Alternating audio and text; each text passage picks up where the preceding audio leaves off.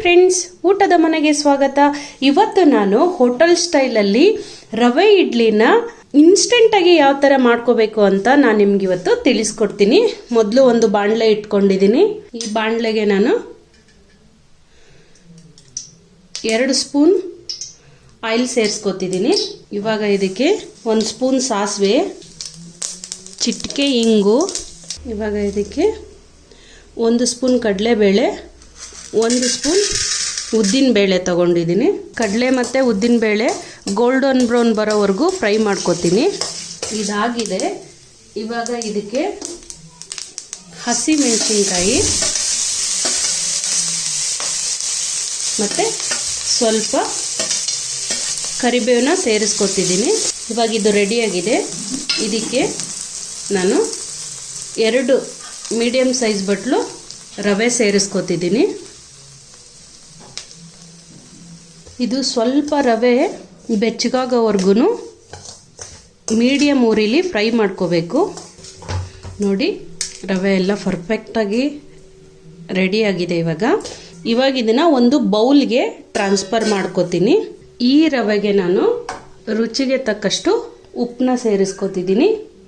ನಿಮ್ಮ ರುಚಿಗೆ ಅನುಸಾರ ನೀವು ಸಾಲ್ಟ್ನ ಸೇರಿಸ್ಕೊಳ್ಳಿ.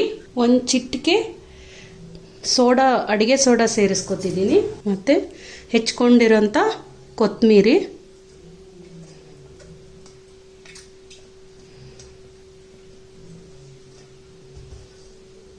ಇದನ್ನು ಒಂದ್ಸಲ ಮಿಕ್ಸ್ ಮಾಡಿಕೊಂಡು ನೋಡಿ. ಈ ರವೆ ಏನು ಹುರ್ಕೊಂಡಿದ್ವಲ್ಲ, ನಿಮಗೆ ಆಫೀಸ್ಗೆ ಹೋಗೋ ಹೆಣ್ಮಕ್ಳಿದ್ರೆ ಈ ರವೆನ ನೀವು ಒಂದು ಏರ್ ಟೈಟ್ ಕಂಟೈನರ್ ಬಾಕ್ಸಲ್ಲಿ ಪ್ರಿಸರ್ವೇಟಿವ್ ಮಾಡಿ 1 ತಿಂಗಳವರೆಗೂ ಯೂಸ್ ಮಾಡ್ಕೋಬೋದು. ಒಂದು ಬಾಕ್ಸಲ್ಲಿ ಇಟ್ಟು ನಿಮಗೆ ಬೇಕಾದಾಗ ಮೊಸರನ್ನ ಸೇರಿಸ್ಕೊಂಡು ನೀವು ಆವಾಗಲೇ ಇಡ್ಲಿ ತಯಾರು ಮಾಡ್ಕೋಬೋದು. ನಿಮಗೆ ಇದೆಲ್ಲ ಹುರ್ಕೊಳ್ಳೋಕ್ಕೆ ಕಷ್ಟ ಆಗುತ್ತೆ, ಟೈಮ್ ಇಲ್ಲ ಅನ್ನೋರು ಈ ಥರ ಮಾಡ್ಕೋಬೋದು. ನೋಡಿ, ನಾನು 2 ಬಟ್ಲು ಚಿಕ್ಕ ರವೆ ತೊಗೊಂಡಿದ್ನಲ್ವ, 1 ದೊಡ್ಡ ಬಟ್ಲು ಮೊಸರನ್ನ ಸೇರಿಸ್ಕೊತಿದ್ದೀನಿ ಇದಕ್ಕೆ. ಇವಾಗ ಇದನ್ನು ಕಲಿಸ್ಕೊಂಡು, ಮೊಸರು ಇದಕ್ಕೆ ಕರೆಕ್ಟಾಗಿ ಸಾಕಾಗಲಿಲ್ಲ ಅಂದರೆ ಸ್ವಲ್ಪ ನೀರನ್ನ ಸೇರಿಸ್ಕೊಳ್ಳಿ. ನೋಡಿ, ಸ್ವಲ್ಪ ಗಟ್ಟಿಯಾಗಿದೆ. ಇವಾಗ ಇದಕ್ಕೆ ನಾನು ಸ್ವಲ್ಪ ನೀರನ್ನ ಸೇರಿಸ್ಕೊತೀನಿ. ಮೊಸರನ್ನ ತೊಗೊಂಡಿದ್ನಲ್ವ, ಅದೇ ಬೌಲಿಗೆ ನೀರು ಹಾಕ್ಕೊಂಡಿದ್ದೀನಿ.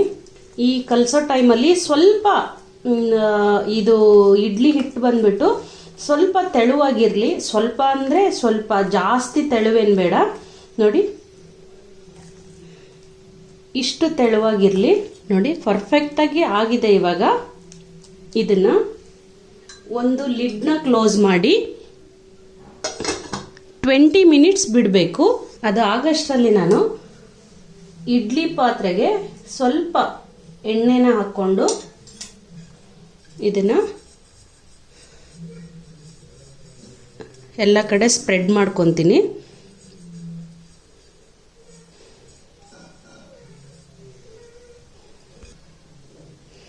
ಇವಾಗ ರವೆ ಇಡ್ಲಿ ರೆಡಿ ಮಾಡ್ಕೊಳ್ಳೋಣ. ಮೊದಲು ಗಾರ್ನಿಷಿಂಗಿಗೆ ಸಲುವಾಗಿ ನಾನು ಒಂದೊಂದು ಗೋಡಂಬಿನ ಸ್ಟಾರ್ಟಿಂಗಲ್ಲಿ ಇಟ್ಕೊಂಡು ಅದಕ್ಕೆ ಸ್ವಲ್ಪ ಕ್ಯಾರೆಟ್ ತುರಿ ಸೇರಿಸ್ಕೊತಿದ್ದೀನಿ. ಇಡ್ಲಿ ಹಾಕೋದಕ್ಕಿಂತ ಮುಂಚೆ ಹಿಟ್ಟನ್ನ ಒಂದ್ಸಲ ಕಲಿಸ್ಕೊಂಡು ಇವಾಗ ರೆಡಿ ಮಾಡ್ಕೊಂಡಿರೋಂಥ ಇಡ್ಲಿ ಪಾತ್ರೆಗೆ ಹಾಕೊಳ್ಳೋಣ. ಇವಾಗ ಇನ್ನೊಂದು ಪಾತ್ರೆ ರೆಡಿ ಮಾಡ್ಕೊಳ್ಳೋಣ. ನಾನು ಇದಕ್ಕೆ ಟೊಮೊಟೊ ಸ್ಲೈಸ್ನ ಇಡ್ತಿದ್ದೀನಿ.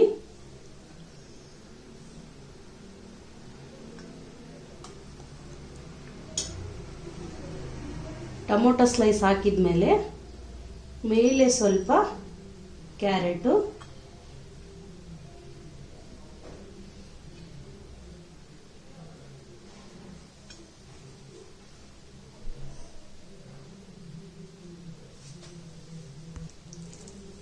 ಅದನ್ನ ಹಾಕಿದ್ಮೇಲೆ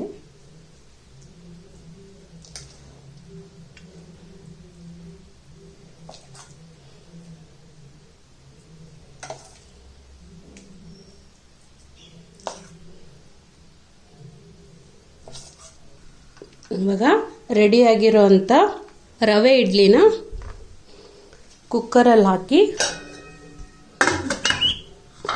ನಾನು 15 ನಿಮಿಷ ಬೇಯಿಸ್ಕೊತೀನಿ. 15 ಮಿನಿಟ್ಸ್ ಆಗಿದೆ.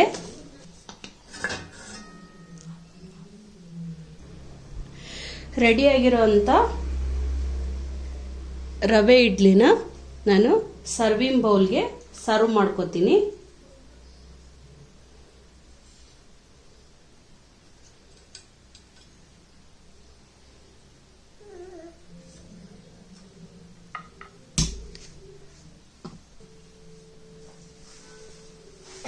ಮಾಡಿರೋಂಥ ರವಾ ಇಡ್ಲಿ ರೆಡಿಯಾಗಿದೆ.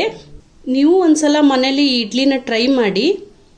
ಯಾವ ಥರ ಬಂದಿದೆ ಅಂತ ಕಮೆಂಟ್ ಬಾಕ್ಸಲ್ಲಿ ಕಮೆಂಟ್ ಮಾಡಿ. ನನ್ನ ಮುಂದೆ ಬರುವಂಥ ಈಸಿ ರೆಸಿಪಿಗಾಗಿ ಪಕ್ಕದಲ್ಲಿ ಕಾಣುವಂಥ ಬೆಲ್ ಐಕನ್ನ ಕ್ಲಿಕ್ ಮಾಡಿ. ಹಾಗೆ ನನ್ನ ಚಾನಲ್ನ ಸಬ್ಸ್ಕ್ರೈಬ್ ಮಾಡಿ. Thank you.